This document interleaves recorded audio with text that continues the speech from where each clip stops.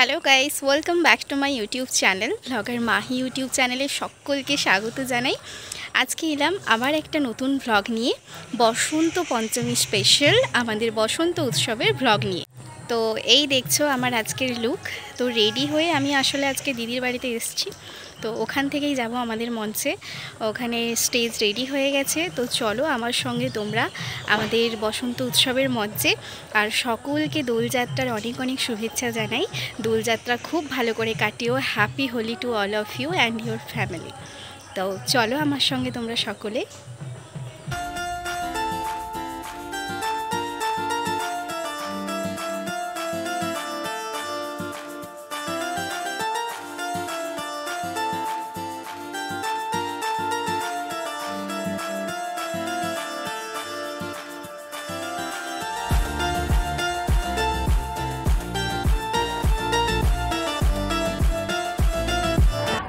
আজি দক্ষিণ দুয়ার, এসো হে এসো হে এসো হে আমার বসন্ত এসো। আজি দক্ষিণ দুয়ার খোলা, আজি দক্ষিণ দুয়ার। প্রকৃতি যখন তার দক্ষিণ দুয়ার খুলে দেয়, বইতে শুরু করে ফাগুন হাওয়া। মধুর অমৃত বাণী শোনা যায় কোকিলের কণ্ঠে। রঙের উচ্ছ্বাস জাগে অশোক, পলাশ, শিমুলে। বেরিয়ে আসে শীতের খোলসে ঢুকে থাকা কৃষ্ণচূড়া, রাধাচূড়া, নাগালিঙ্গম। আর এসব ফুলে ফুলে ভ্রমণ করে খেলা। তখনই যেন প্রবল বিক্রমে আগমন ঘটে রাজাধিরাজের, ঋতুরাজ বসন্তের। ফাল্গুনের দিনটিতে আনুষ্ঠানিকভাবে মর্তরাজ্যে অভিষেক ঘটে ঋতুরাজ বসন্তের। আর তাকে স্বাগত জানাতে প্রকৃতি নেয় এক বর্ণিল সাজ। গাছে গাছে জাগে নতুন পাতা, নতুন ফুলের সমারোহ। আর সবাই যেন মত্ত শীতের শুষ্কতাকে প্রাণপণে আরাম করার চেষ্টায়। আর অবশ্য যদি ফুল নাও ফোটে, বসন্তের আগমনকে কোনোভাবেই চাপা দেওয়া যায় না। কারণ কবি যে বলেই দিয়েছে, ফুল ফুটুক আর না ফুটুক, আজ বসন্ত। এই দিনটিতে প্রকৃতির সাথে সাথে আমরা আপনারা সকলে যেন বাসন্তী রঙে সেজে উঠেছি। আমার প্রিয় দর্শক বন্ধুদের সকলকে হোলি উৎসবে একরাশ শুভেচ্ছা জানাই। তৎসঙ্গে শুভ সন্ধ্যারও একরাশ শুভেচ্ছা জানাই।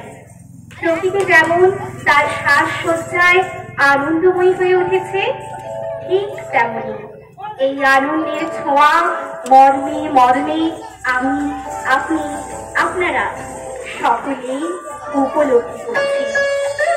আজ এই উৎসব প্রাঙ্গণে আমরা একত্রিত হয়েছি এই বসন্তের উপমাকে, সৌরভকে একটু একটু করে ভাগ করে নিতে।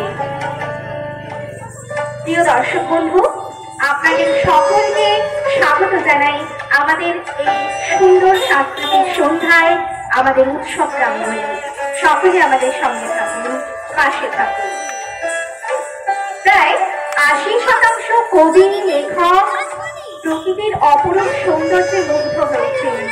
তাকে নিয়ে অনেক গান, কবিতা, গল্প, উপন্যাস লিখেছেন। তার মধ্যে এক অন্যতম কবি জীবনানন্দ দাশ, প্রকৃতি প্রেমী কবি। তিনি তার কবিতার উপমায় ও ছন্দের শৃঙ্খলাটায় প্রকৃতিকে নিয়ে রচনা করেছেন অনেক সুন্দর সুন্দর কবিতা। প্রকৃতিকে কখনো তিনি নারীর উপমায় তুলে ধরেছেন। প্রকৃতি যেন এক সৌন্দর্যময়ী নারী। তাই তার লেখা কবিতা বনলতা সেন প্রকৃতি নিয়ে এখন আপনারা শুনুন আমার কণ্ঠে। হাজার বছর ধরে আমি পথ হাঁটিতেছি পৃথিবীর পথে, সিংহল সমুদ্র থেকে নিশীথের অন্ধকারে মালদ সাগরে অনেক ঘুরেছি আমি বিন্দিসার অশোকের ধূসর জগতে। সেখানে ছিলাম আমি আরো দূরে অন্ধকারে বিদর্ভ নগরে।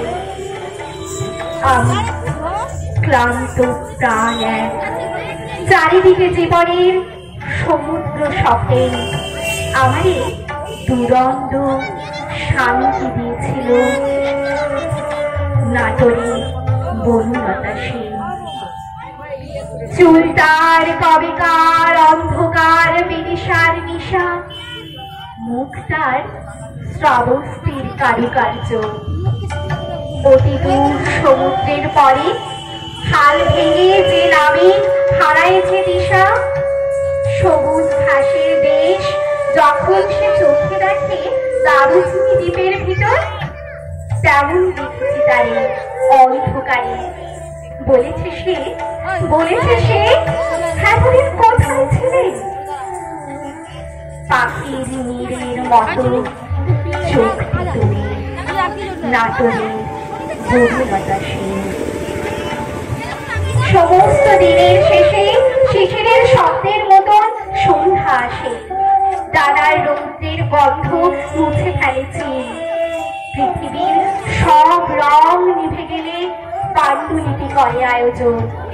তখন গল্পের তরে জোনাকির রঙে ঝিলমিল সব পাখি ঘরে আসে, সব নদী ফুরায় এই জীবনের সব নীল। থাকে শুধু অন্ধকার, মুখোমুখি বসিবার বনলতা সেন। শান্তির নীড় শান্তিনিকেতন, সেই শান্তিনিকেতনেই সৃষ্টি বসন্ত উৎসবের। 1907 সালে কবিগুরু রবীন্দ্রনাথ ঠাকুরের ছোট পুত্র সমীন্দ্রনাথ ঠাকুর এই বসন্ত উৎসবের আয়োজন করেছিলেন ঋতুরঙ্গ উৎসব হিসেবে।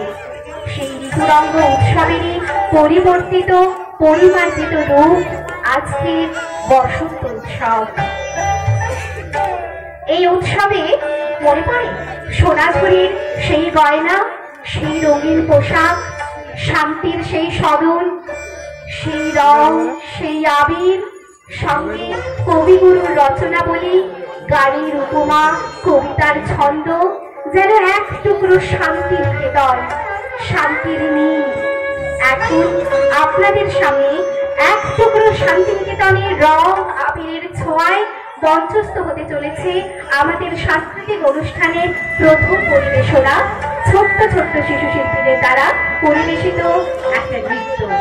ছোট্ট ছোট্ট শিশু শিল্পীদের মঞ্চে আহ্বান জানাই, তোমরা মঞ্চে চলে এসো।